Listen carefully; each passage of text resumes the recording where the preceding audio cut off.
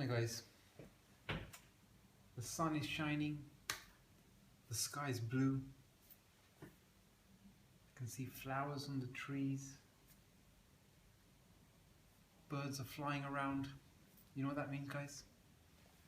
It's time to revise, so get to it.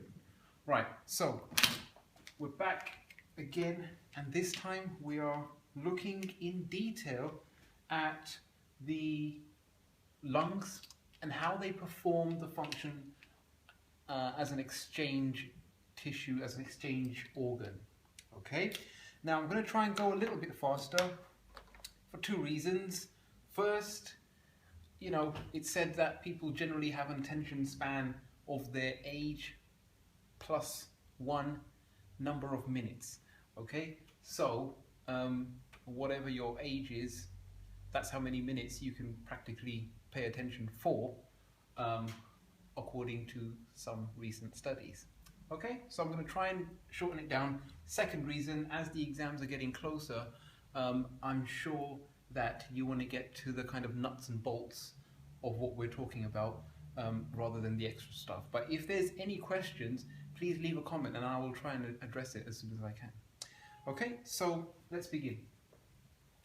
Now, we talked last time about the fact that if you have an organism, the greater, you know, the bigger it is, the more cells it has. So it's got to, you know, whatever materials it's exchanging and it needs and has to get rid of, it has to do that for more cells.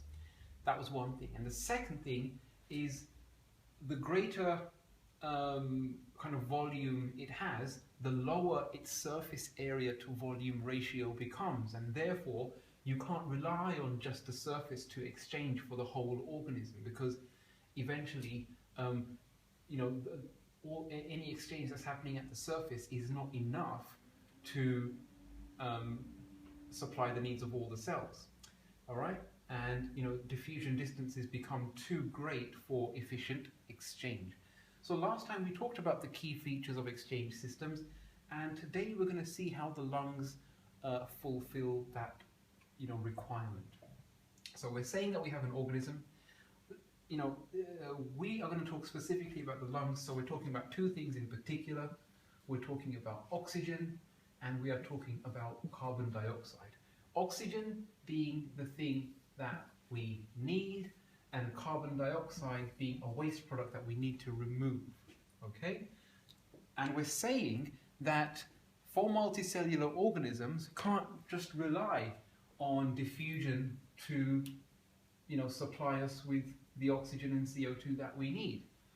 So what some organisms have developed is an exchange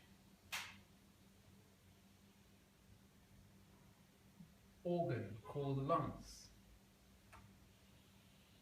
Maybe that's a bit better. Okay, so the lungs are kind of continuous. You know, the space in the lungs is continuous with the atmosphere in a kind of way. And all then we have to do is make sure that we've got a circulatory system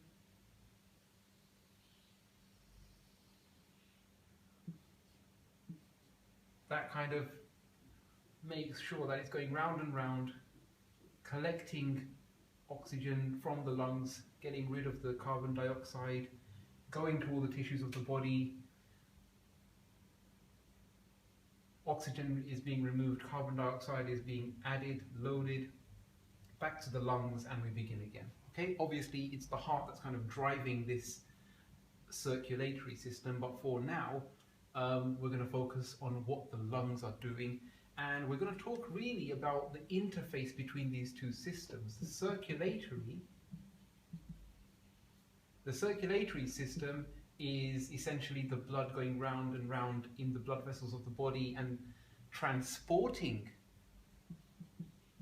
the exchanged materials. Okay, but the function of the lungs is exchange. So we will eventually get to the circulatory system, but primarily today we're going to be talking about the exchange function carried out by the lungs. Okay, so I hope that's clear. All right, this organism too big, surface area to volume ratio too low, so you develop specialized exchange surfaces with a transport system to make sure that whatever you do exchange,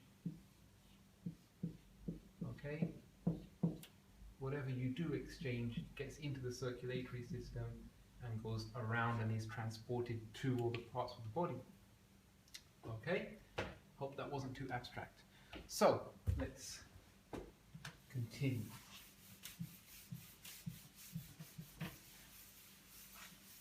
Now, I told you there was 4 main functions of a of an exchange system. I'm just going to reduce that number to 3, just summarizing the last 2 points into 1. So first, we needed to have a high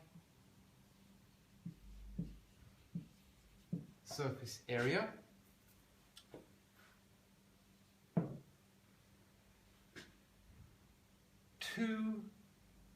What was 2? Oh yeah. 2 was that we need to have thin barriers to diffusion. And 3 and 4 combined together, we need to have a way of maintaining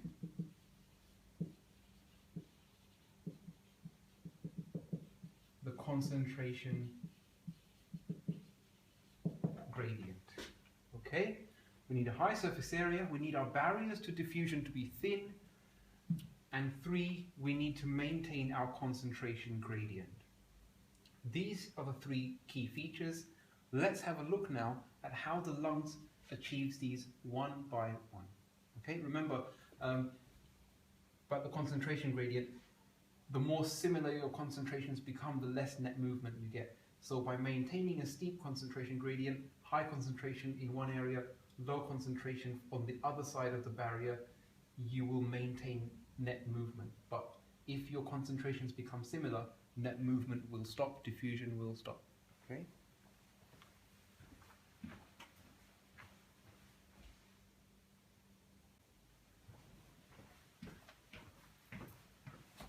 Right, number 1. High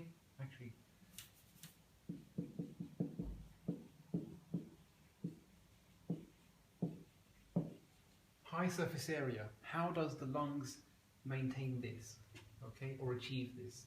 So you have your airways that are continuous, you know, with your nasal cavity and your oral cavity, okay, and that eventually leads to your windpipe, or technically known as the trachea.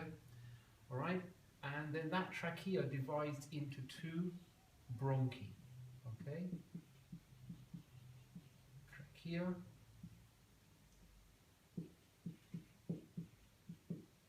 bronchi, and then these further subdivide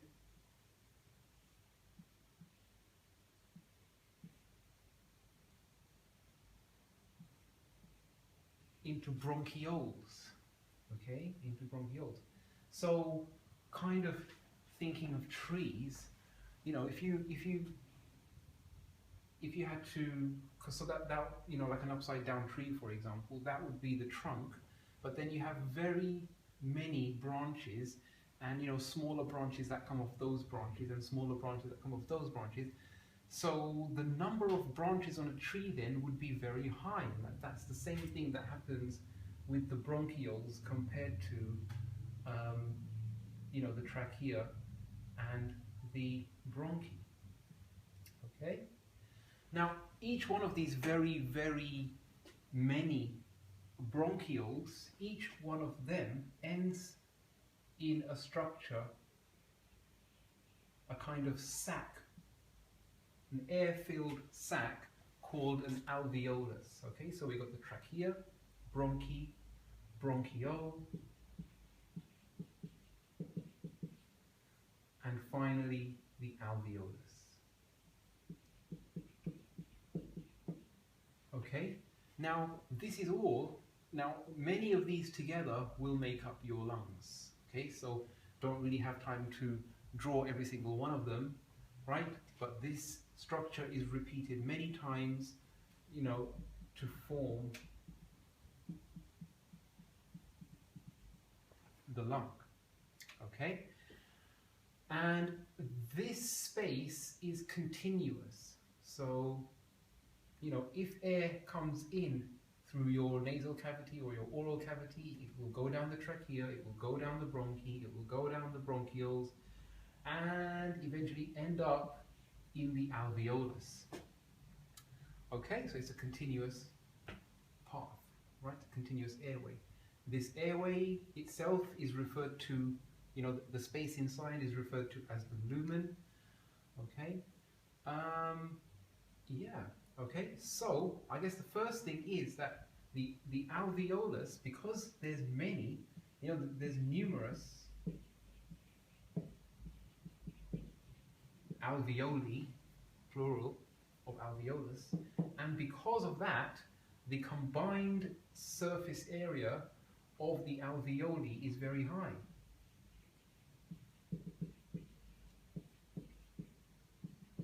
Combined surface area is very high, and this is what helps us to achieve the high surface area. Okay, so lots of alveoli, lots and lots of them combined together make a very high surface area. Okay, so numerous alveoli, combined surface area is high.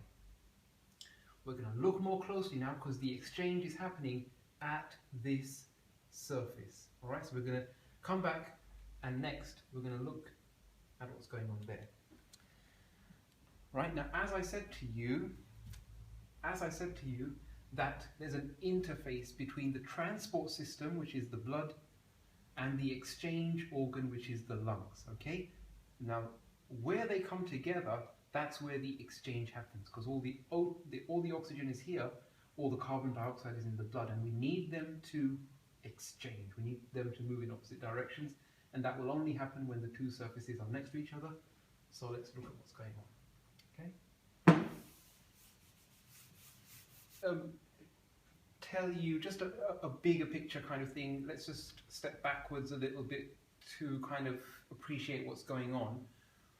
It's the lungs which are the exchange system bringing oxygen into the body. That oxygen is then moving into the transport system, and the transport system is collecting carbon dioxide from your tissues, and at the interface with the lungs, the carbon dioxide is going into the lungs and then being breathed out, exhaled. Okay? So O2 is coming into the lungs, into the airways, into the alveolus. We have O2 there. O2, oxygen, then moves into the capillary. The capillary then, transports this oxygen towards the heart. Okay, it goes into the heart, and then the heart will then contract, pump it out to the rest of the body tissues. They will use it up for aerobic respiration, generating ATP for metabolic processes in all cells of the body, and at the same time be producing carbon dioxide as a result of that process. The blood then picks up this carbon dioxide. We've already talked about that. And so the blood becomes deoxygenated, but now is rich in CO2. So we're going to change color. And now the blood goes back to the heart, pumped back out towards the lungs, and so we begin again. Okay? And this time, we should mention that this time, well, it's happening constantly, but for the sake of our diagram, we're going to have CO2 here, and CO2 will now move back in the opposite direction through the airways and out. Okay, so that's the bigger picture of what's happening. Now we're going to look at how the lungs are adapted to do this, carry out this process very efficiently. Okay, but I hope that makes sense. All right, you've done the cardiac cycle. That will detail how this thing is happening. It's essentially just to move this, keep this blood moving around. Why? Because it needs to take the oxygenated blood and transport it to tissues, collect the CO2 from the tissues, and transport it to the lungs to be exhaled, and more oxygen to come back in.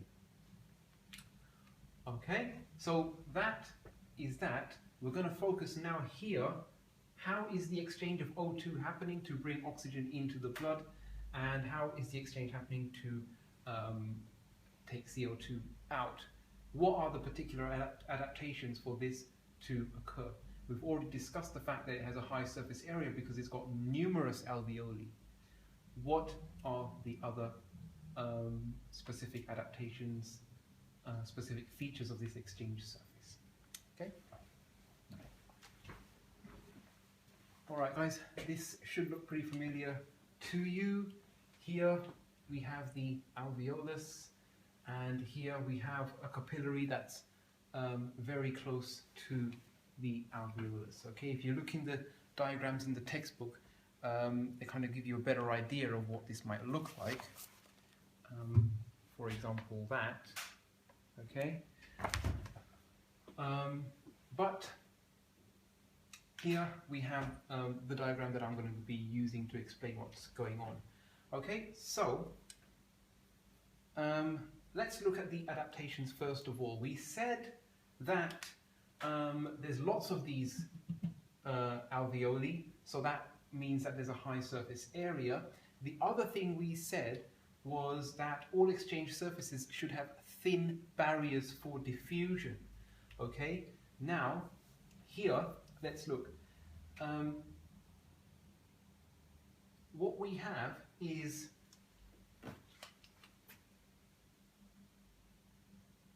thin, kind of very flat cells. Now they are called squamous cells.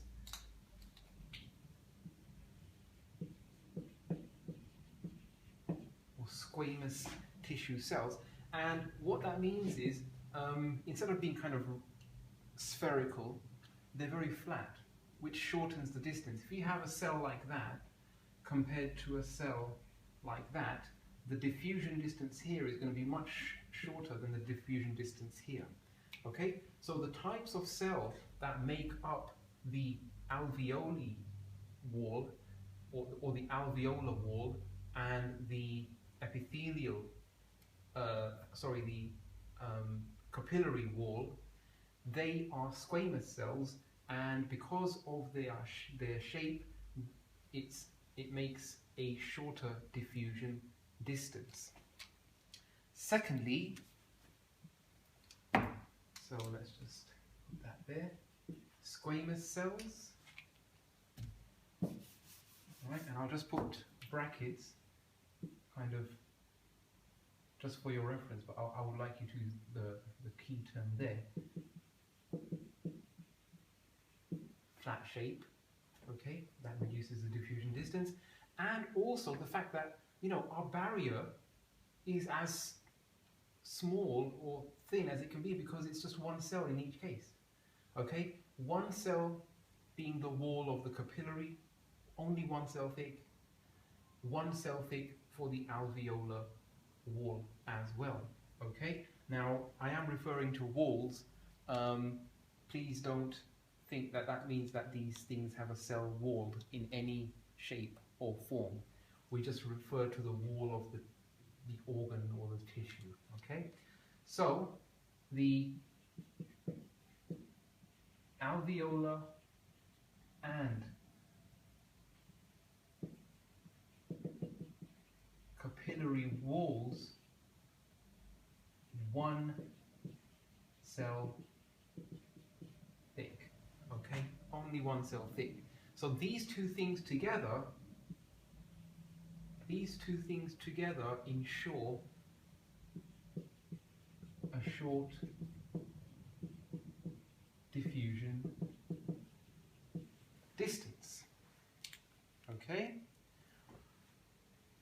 In addition, I might not have been I might have been a bit loose with my drawing, but these things are in contact with each other, okay? And, because they're not far apart, they are very close together, that also reduces the diffusion distance. So alveoli and capillary close together. That's also reducing the diffusion distance. In addition, the red blood cells coming through, right? The red blood cells coming through, which are going to be what the oxygen diffuses into, are kind of pressed against the capillary wall simply because the capillary is so thin. So again, what that is doing is making sure that the distance between the red blood cell and the alveolus is minimized as much as possible. Okay, remember, it's the hemoglobin in these red blood cells which is what's going to bind the oxygen. Okay, so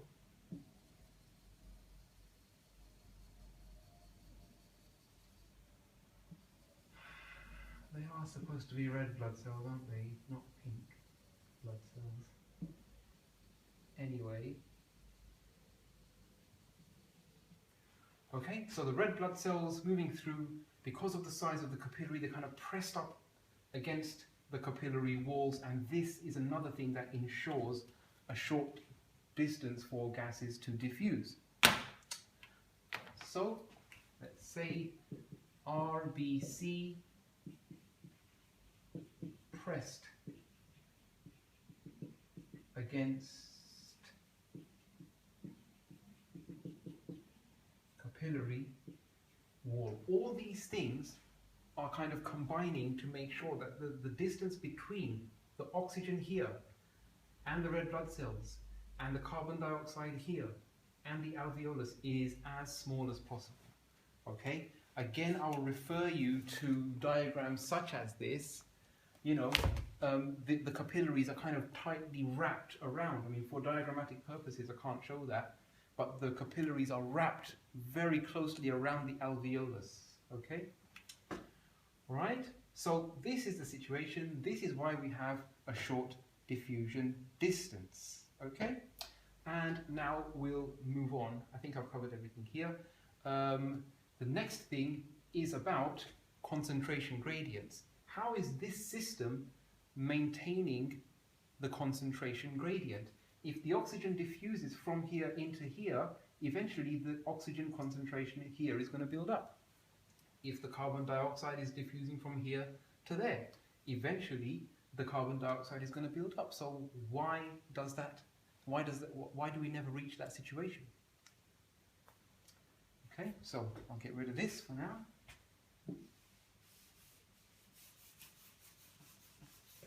And we will talk now about how we are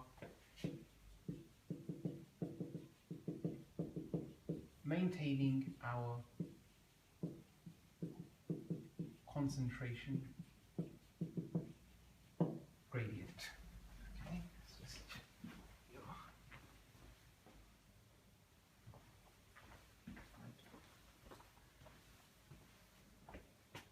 right, so two things. One, well, let's just talk about what's happening here very briefly before we move on. Okay, high concentration of CO2 here.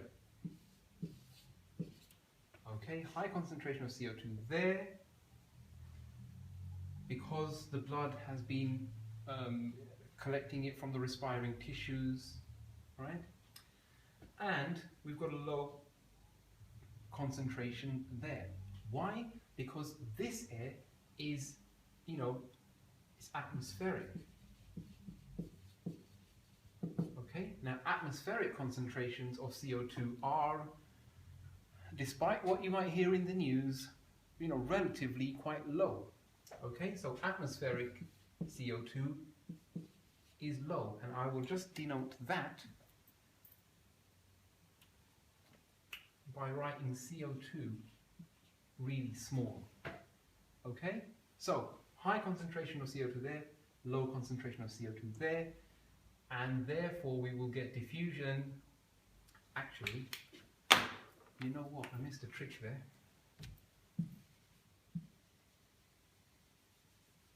Sorry guys, I did say I would make this short, but you know, CO2 there, CO2 there, okay? Low concentration, high concentration, CO2 will therefore diffuse that way, right? Now, the oxygen levels in the blood at this stage, once the blood has gone through all the body tissues and then gets to the lungs, the O2 levels here are going to be very small, whereas atmospheric in relation, relatively, oxygen levels in the alveolus are going to be very high.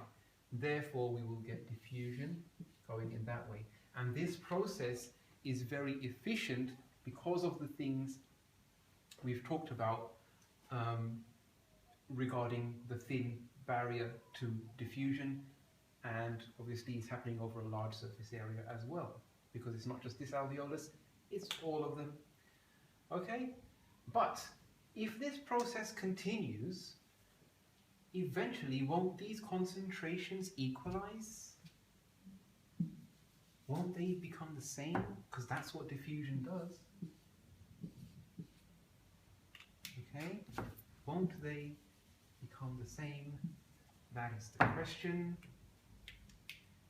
And once I make my diagram really pretty, I will explain why we never reach that situation. Why? You probably already guessed it. A, we have a constant flow of blood through here. So we have a constant removal of oxygen once it gets in. We have a constant supply of CO2. So the constant flow of blood here, from tissues going this way and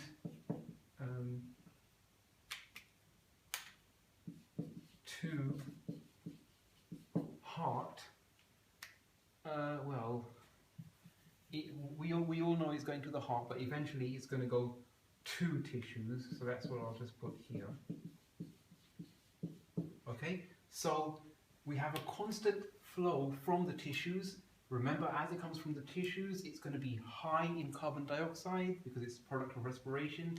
It's going to be low in oxygen because it's been used up in respirations, cellular aerobic respiration. And so, because we have that constant flow, here we always have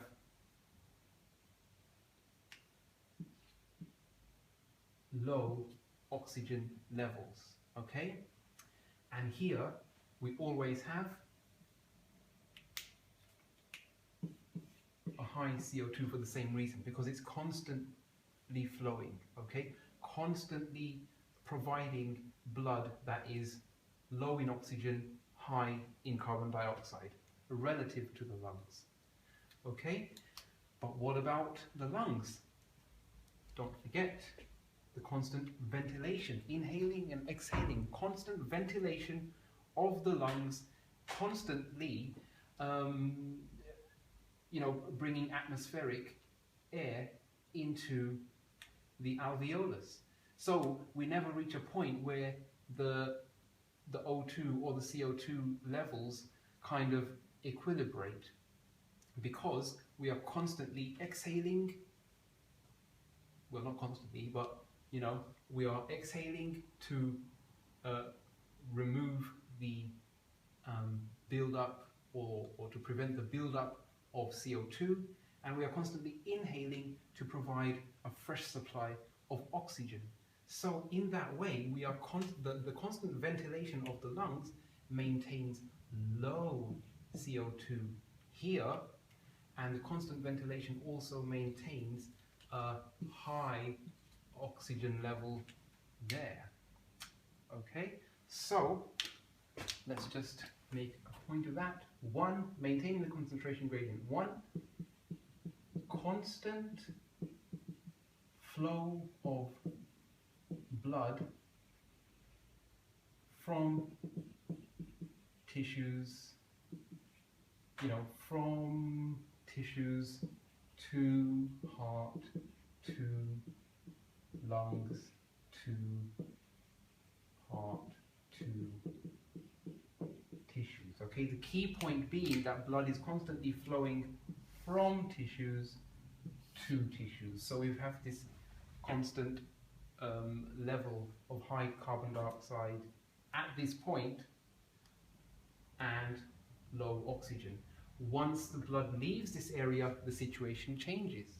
Yeah, but the supply of blood is like this. Once it goes past this area, yes, it is going to have high O2 and low CO2.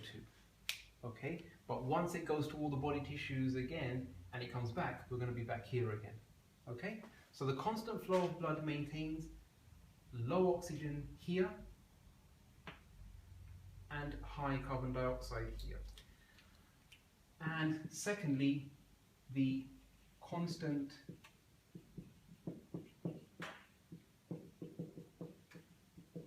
ventilation, is that over there or not? Constant ventilation by lungs, right, maintains high oxygen and low CO2 in the alveolus. Okay, so constant flow of blood from tissues, high tissues, yep, and the constant ventilation by lungs maintains high CO2, high O2 and low CO2 in the alveolus. And because of that, we are always maintaining both the carbon dioxide concentration gradient and the oxygen concentration gradient in opposite directions. So when the blood comes to the alveolus, the gases move in opposite directions. Simples. Right? Okay. There's a little bit about the mechanism for ventilation. I don't think I'm going to go into that. I will be discussing a little bit about the structure of the lungs, possibly. Yeah. Okay. Right. So, guys, I hope this has been helpful. Remember, just 3 important characteristics of exchange surfaces. It is easy to remember. Let me just give me a minute.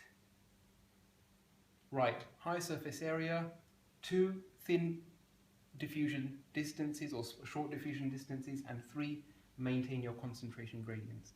Okay, and I hope we've had quite short but effective discussion on how the lungs achieves those 3 features. Right, guys, good luck.